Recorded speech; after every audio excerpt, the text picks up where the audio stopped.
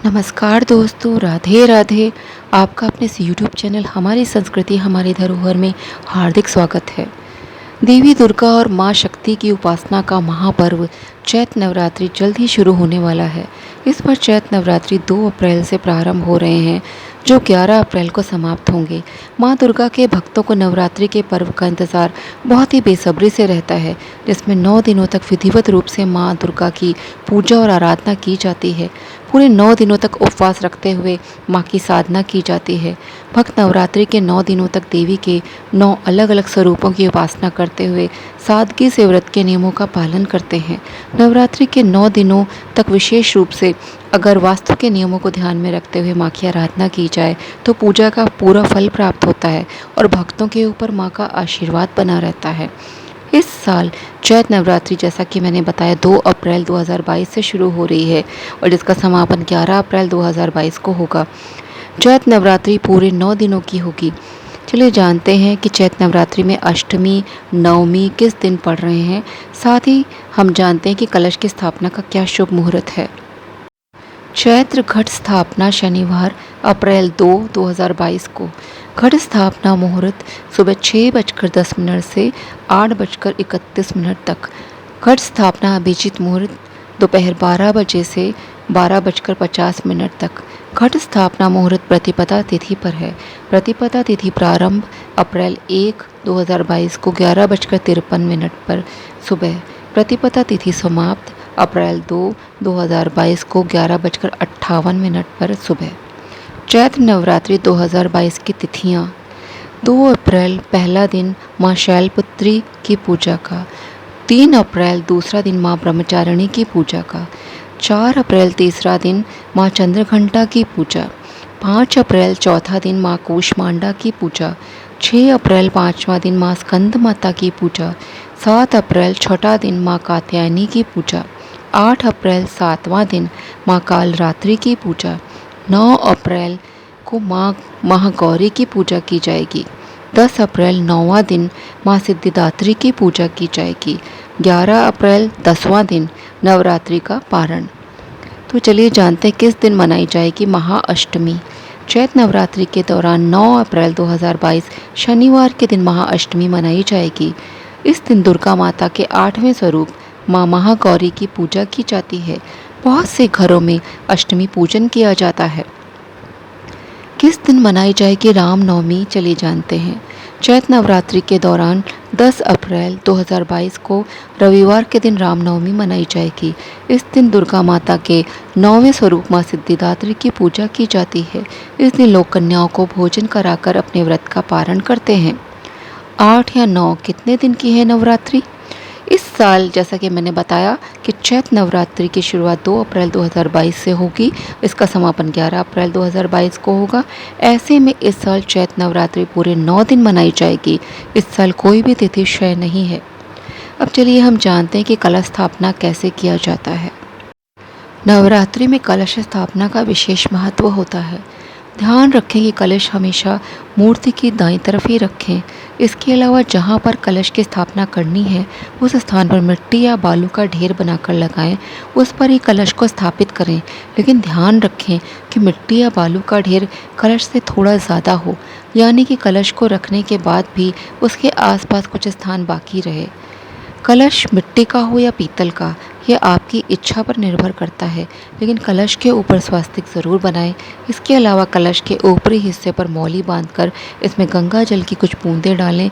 इसके बाद उसमें शुद्ध जल भरें। जल से भरे कलश में इच्छानुसार 1 या 2 रुपये का सिक्का डालकर उसमें आम का पल्लव लगा दें। उसके ऊपर एक कटोरी रखें। यह मिट्टी, पीतल या फिर स्टील किसी भी धातु की हो सकती है। इसके बाद उसमें अक्षत रखें। उसके ऊपर चुनरी लपेटा हुआ कच्चा नारियल रख दें। ध्यान रखें कि माता रानी को लाल रंग अति प्रिय है, तो चुनरी भी लाल रंग की ही लपेटें। जिस मिट्टी या बालू के ऊपर कलश स्थापित किया गया है उसमें देवी माँ को नमन करते हुए जौ बो दें। इसके बाद माथे पर रोली या तिलक लगाकर पूजा शुरू करें। ध्यान रखें, बिना तिलक लगाए कभी भी पूजा नहीं करनी चाहिए। दोस्तों, पूजा कोई भी हो, लेकिन शुरुआत प्रथम पूज्य श्री गणेश जी महाराज की उपासना से ही करनी चाहिए। नवरात्र में भी सबसे पहले गणपति बप्पा को नमन करें। इसके बाद बीज मंत्र ओम ऐं ह्रीं क्लीं चामुंडाय विच्चे का उच्चारण करें और पूजा प्रारंभ करें। सबसे पहले दुर्गा कवच का पाठ करें, इसके बाद अर्गला, कीलक और रात्रि सूक्तम का पाठ करें। जब इन सभी का पाठ कर लें तो दुर्गा सप्तशती और दुर्गा चालीसा का पाठ करके माँ भवानी की आरती करें। अंत में क्षमा प्रार्थना ज़रूर कर लें। 9 दिनों तक पूजन का यही क्रम रखें। ध्यान रखें कि कभी भी पूजा पाठ या व्रत करते हैं तो मन में कभी भी किसी के प्रति ईर्ष्या द्वेष न आने दें। किसी को भला बुरा या चुगली करने से भी बचें। नवरात्र के दिनों में पूजन के दौरान यदि व्रत कथा भी पढ़ी जाए तो इसका विशेष फल मिलता है। पौराणिक कथा मिलती है कि एक बार देवगुरु बृहस्पति ने ब्रह्मा से पूछा कि हे ब्रह्मा जी, आप तो अत्यंत बुद्धिमान हैं, चारों वेदों को जानने वाले और सर्वश्रेष्ठ ज्ञाता हैं और शास्त्रों को भी भला आपसे बढ़कर कौन जानता है। हे ब्रह्मदेव, चैत्र, आश्विन और आषाढ़ मास के शुक्ल पक्ष में पड़ने वाले नवरात्र का व्रत क्यों किया जाता है? इस व्रत को करने का क्या विधान है? इसके करने का क्या फल है और सर्वप्रथम ये व्रत किसने किया? यह सुनकर ब्रह्मा जी ने कहा कि हे बृहस्पति, तुमने ये अत्यंत उत्तम प्रश्न किया है, इससे समस्त प्राणियों का कल्याण होगा। ब्रह्मदेव ने कहा कि जो भी व्यक्ति सभी मनोरथों को पूर्ण करने वाली देवी भवानी का स्मरण या ध्यान करता है वह अत्यंत ही भाग्यशाली है। 9 दिनों का यह देवी दुर्गा का व्रत सभी मनोकामनाओं को पूर्ण करने वाला है। इसके अलावा मनुष्य की सभी प्रकार की व्याधियाँ और परेशानियाँ भी दूर हो जाती हैं। ब्रह्मा जी कहते हैं कि पुराने समय में पीठत नाम के मनोहर नगर में एक ब्राह्मण था। वह देवी भवानी का अनन्य भक्त था। उसकी पुत्री थी सुमति, जो कि पिता के साथ हर दिन की पूजा में उपस्थित रहती थी। लेकिन एक दिन वह बच्चों के साथ खेलने में ही व्यस्त रह गई। उधर ब्राह्मण की पूजा संपन्न हो गई। सुमति के पूजा में न पहुंचने पर वह अत्यंत क्रोधित हुए। उन्होंने कहा कि सुमति, माता रानी की पूजा में उपस्थित न होकर जो तुमने अपराध किया है उसके लिए कोई क्षमा नहीं है। उन्होंने कहा कि अब उसका विवाह किसी कुष्ठी और दरिद्र मनुष्य के साथ ही करेंगे। पिता के मुख से ऐसी बातें सुनकर सुमति को अत्यंत कष्ट हुआ। उसने अपने पिता से कहा कि जैसा भी आप उचित समझें, क्योंकि जो भी मेरे प्रारब्ध में है आखिर उसे कौन मिटा सकता है। लेकिन मुझे भाग्य पर भरोसा है कि वो मेरे साथ इतना बड़ा अन्याय नहीं करेगा। उसने कहा, पिताजी, जो जैसा कर्म करता है उसे वैसा ही फल मिलता है। यह सुनकर ब्राह्मण देवता अत्यंत क्रोधित हो गए। उन्होंने कहा कि ठीक है, अब अपने पति के साथ अपना भाग्य देखो। पिता के कहे गए कटु वचनों से सुमति काफ़ी आहत थी, लेकिन उसे देवी भागवत पर अथाह विश्वास था। सुमति अपने पति के साथ खराब परिस्थिति में जीवन बसर करती रही। एक दिन अपने पति के साथ वह वन में चली गई, लेकिन वहाँ रात रुकने का कोई ठौर ठिकाना न था। एक पेड़ के नीचे दोनों ने किसी तरह रात बिताई। सुमति की हालत देखकर देवी भवानी को दया आ गई। वह प्रकट हुई और सुमति से बोली कि मैं तुम पर प्रसन्न हूँ बेटी, जो कुछ भी तुम्हारे हृदय में हो वह कहो, जो चाहो वरदान मांग लो। सुमति ने प्रणाम करते हुए पूछा, देवी आप कौन हैं? मुझ पर क्यों प्रसन्न हैं? कृपा करके कहें। देवी भगवती ने कहा, मैं आदि शक्ति हूँ, मैं ही ब्रह्म विद्या और सरस्वती हूँ। मैं प्रसन्न होने पर सभी प्राणियों का दुख दूर कर देती हूँ। देवी माँ ने कहा, मैं तुम्हारे पूर्व जन्म के प्रभावों से अत्यंत प्रसन्न हूँ। माँ ने कहा, पूर्व जन्म में वह भील की पत्नी थी और अत्यंत ही पतिव्रता नारी थी, लेकिन एक दिन उसके पति ने कहीं चोरी की। इसकी वजह से उसे और उसके पति को जेल में डाल दिया गया। यही नहीं, खाने के लिए भोजन और पीने के लिए पानी भी नहीं दिया गया। इस तरह 9 दिनों तक तुम निराहार ही रही और उस समय नवरात्र चल रहा था, तो इस तरह तुम्हारा 9 दिनों का व्रत भी हो गया। तुम्हारे उसी व्रत के प्रभाव से मैं प्रसन्न हूँ और वरदान देना चाहती हूँ। अब तुम्हारी जो भी मनोकामना हो वह कहो। देवी माँ के प्यार भरे वचनों को सुनकर ब्राह्मणी ने माँ को प्रणाम किया। बोली, हे देवी, यदि आप मुझ पर प्रसन्न हो तो मेरे पति का कुष्ठ रोग ठीक कर दें। ब्राह्मणी के वचनों को सुनकर देवी माँ ने उसके पति का कुष्ठ रोग ठीक कर दिया। साथ ही उसे कांतियुक्त शरीर का भी आशीर्वाद दिया। पल भर में ही ब्राह्मणी का पति चंद्रमा सा चमकता हुआ उसके सामने खड़ा था। सजल नेत्रों से अपने पति को देखते ही वह देवी माँ के चरणों में गिर पड़ी और स्तुति करने लगी।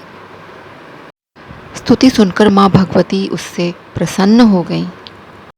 देवी माँ ने उसे नवरात्रि पूजन के बारे में बताया और यह भी बताया कि 9 दिनों में किए गए दान से 100 करोड़ गुना फल मिलता है।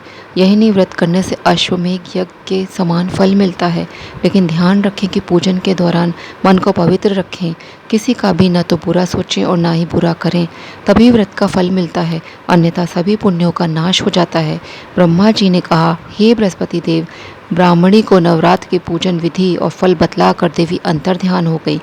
जो भी मनुष्य इस व्रत को श्रद्धापूर्वक करता है वह इस लोक में तो सभी सुखों को भोग करता ही है, साथ ही अंत में मोक्ष की भी प्राप्ति होती है। ब्रह्मा जी ने कहा कि हे बृहस्पति, 9 दिनों तक चलने वाले देवी भगवती के इस व्रत का महात्म्य जानकर तुम धन्य हुए। अमृत के समान फल देने वाला यह व्रत अत्यंत ही फलदायी है। ये सभी प्राणियों की रक्षा करने वाला व्रत है। वह कहते हैं कि यह भगवती शक्ति संपूर्ण लोकों का पालन करने वाली है। इनके प्रभाव को कौन जान सका है, साथ ही इनकी पूजन का सामर्थ्य भी किसमें है। लेकिन श्रद्धापूर्वक जो भी देवी के इन 9 दिनों तक आराधना करेगा वह संपूर्ण सुखों का भागी होगा। नवरात्रि में हमें कैसे रखना चाहिए पूजन कक्ष को, चलिए बताती हूँ। नवरात्रि के दिनों में देवी दुर्गा स्वर्ग लोक से पृथ्वी पर पधारती हैं। ऐसे में देवी की उपासना स्थल बहुत ही साफ और सुथरा होना चाहिए। पूजन कक्ष की दीवारें हल्के पीले, गुलाबी, हरे और बैंगनी रंगों की होनी चाहिए, क्योंकि ये रंग सकारात्मक ऊर्जा के स्तर को बढ़ाते हैं। भूल कर भी माँ दुर्गा के पूजा स्थल का रंग काले, नीले और भूरे जैसे तामसिक रंगों का नहीं होना चाहिए। कलश स्थापना की सही जगह। वास्तु के अनुसार मानसिक स्पष्टता और प्रज्ञा का दिशा क्षेत्र ईशान कोण यानी कि उत्तर पूर्व दिशा को पूजा पाठ के लिए श्रेष्ठ माना गया है। इस दिशा में पूजा करने से शुभ प्रभाव मिलता है और हमेशा ईश्वर का आशीर्वाद मिलता रहता है। इसलिए नवरात्रि के दिनों में माता की प्रतिमा या कलश की स्थापना इसी दिशा में करनी चाहिए। देवी की आराधना हमें उत्तर या पूर्व दिशा की ओर मुख करके करनी चाहिए। दीपक किस दिशा में होना चाहिए, चलिए बता रही हूँ। नवरात्रि के दिनों में अखंड ज्योति जलाने की विशेष परंपरा होती है। अखंड दीप को पूजा स्थल के आग्नेय यानी दक्षिण पूर्व में रखना शुभ होता है, क्योंकि वह दिशा अग्नि तत्व का प्रतिनिधित्व करती है। आग्नेय कोण में अखंड ज्योति या दीपक रखने से शत्रुओं पर विजय प्राप्त होती है तथा घर में सुख समृद्धि का निवास होता है। पूजन सामग्री का महत्व।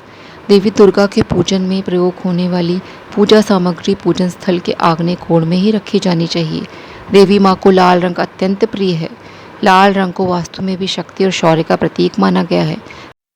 अतः माँ को अर्पित किए जाने वाले वस्त्र, श्रृंगार की वस्तुएं, पुष्प यथासंभव लाल रंग के ही होने चाहिए। पूजा कक्ष के दरवाजे पर हल्दी, सिंदूर या रोली से दोनों तरफ स्वास्तिक बना देने से घर में नकारात्मक शक्तियों का प्रवेश नहीं होता है।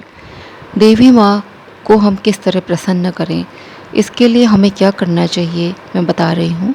वास्तुशास्त्र के अनुसार शंख ध्वनि व घंटा नाद करने से देवी देवता प्रसन्न होते हैं और आसपास का वातावरण शुद्ध और पवित्र होकर मन मस्तिष्क में सकारात्मक ऊर्जा का संचार होने लगता है। अनेक वैज्ञानिक शोधों से स्पष्ट हुआ है कि जिस स्थान पर शंख ध्वनि होती है वहाँ सभी प्रकार के कीटाणु भी नष्ट हो जाते हैं। तो देवी माँ की पूजा में हमें उन्हें प्रसन्न करने के लिए शंख की ध्वनि व घंटानाद अवश्य करना चाहिए। कन्या पूजन का महत्व। नवरात्रि के दिनों में 10 वर्ष से छोटी कन्याओं को देवी का रूप मानकर आदर सत्कार करने और नियमित भोजन कराने से घर का वास्तु दोष दूर होता है। परिवार पर सदैव माँ भगवती की कृपा बनी रहती है। माँ दुर्गा के 9 दिवसीय नवरात्रि व्रत संयम और अनुशासन की मांग करते हैं। देवी माँ को प्रसन्न करना है तो इन 13 कामों से बचकर रहना होगा। व्रत रखने वालों को दाढ़ी, मूछ और बाल नहीं कटवाने चाहिए। 9 दिनों तक नाखून नहीं काटने चाहिए। अगर अखंड ज्योति जला रहे हैं तो इन दिनों घर खाली छोड़कर नहीं जाएं। खाने में प्याज, लहसुन और नॉनवेज न खाएं। 9 दिनों का व्रत रखने वालों को गंदे और बिना धुले कपड़े नहीं पहनने चाहिए। व्रत रखने वाले लोगों को बेल्ट, चप्पल, जूते, बैग जैसी चमड़े की चीज़ों का इस्तेमाल नहीं करना चाहिए। व्रत रखने वाले लोगों को 9 दिनों तक नींबू नहीं काटना चाहिए। व्रत में 9 दिनों तक खाने में अनाज और नमक का सेवन वैसे नहीं करना चाहिए। विष्णु पुराण के अनुसार नवरात्रि व्रत के समय दिन में सोना निषेध है। फलाहार एक ही जगह पर बैठकर ग्रहण करें। चालीसा, मंत्र या सप्तशती पढ़ रहे हैं तो पढ़ते हुए बीच में दूसरी बात बोलने या उठने की गलती कतई न करें। इससे पाठ का फल नकारात्मक शक्तियाँ ले जाती हैं। कई लोग भूख मिटाने के लिए तंबाकू चबाते हैं। यह गलती व्रत के दौरान बिल्कुल ना करें। व्यसन से व्रत खंडित होता है। शारीरिक संबंध बनाने से व्रत का फल नहीं मिलता है।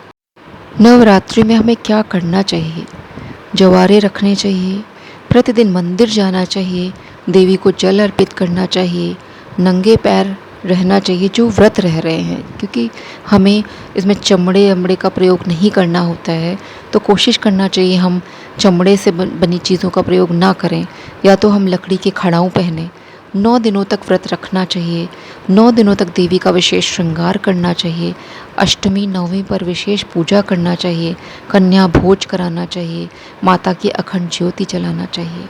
तो दोस्तों, यदि आपको मेरा ये वीडियो पसंद आता है तो वीडियो को आप लाइक करें, शेयर करें और चैनल को सब्सक्राइब करना ना भूलें। तो जय श्री कृष्णा, राधे राधे।